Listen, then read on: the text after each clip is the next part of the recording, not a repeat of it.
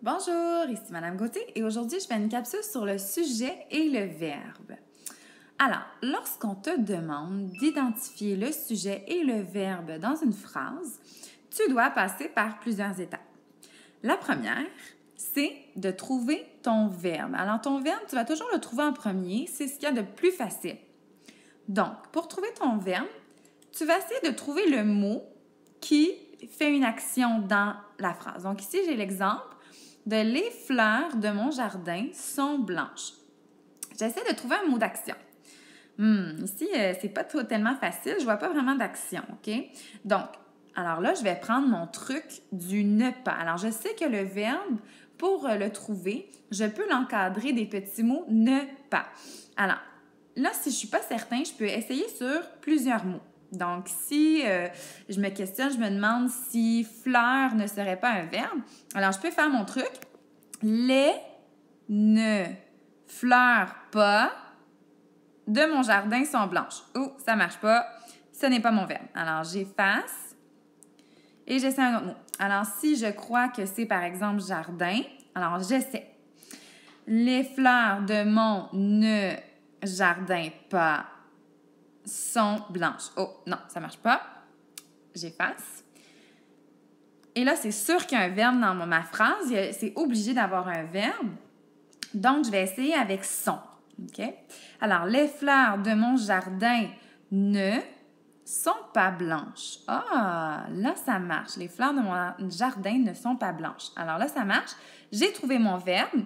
Quand je l'ai trouvé, je le souligne. OK? Je souligne mon verbe. Et je peux écrire verbe en dessous parce que je l'ai trouvé.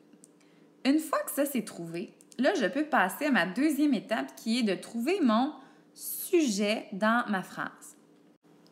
Pour trouver mon sujet, je dois poser une question avec mon verbe. Donc, c'est pour ça que je l'ai trouvé avant. La question que je vais poser, c'est qui est-ce qui... Oh, pardon. C'est qui est-ce qui devant mon verbe. Alors, voici la question. Qui est-ce qui sont blanches? Alors, je remplace tout ça et je le mets devant mon verbe. Alors, ça fait qui est-ce qui sont blanches? Ça, c'est ma question. Qui est-ce qui sont blanches? Est-ce que je peux y répondre? Oui. C'est qui est blanc? Donc, c'est les fleurs de mon jardin qui sont blanches. Alors, qui est-ce qui sont blanches? Ce sont les fleurs de mon jardin. Alors, j'ai trouvé la réponse à ma question. Donc, quand j'ai trouvé la réponse, ça veut dire que ma réponse, c'est mon sujet. Alors, quand j'ai trouvé mon sujet, je vais le mettre entre parenthèses. Et là, moi, je vais écrire sujet. Alors, tout ça, c'est mon sujet. Mon sujet, ça pourrait être un mot, comme ça pourrait être plein de mots. Ici, il y a plusieurs mots, mais ça aurait pu être seulement un mot. OK? C'est vraiment la réponse à ta question « Qui est-ce qui ?» suivi de ton verbe et du reste de ta phrase. OK? Ça marche à tout coup.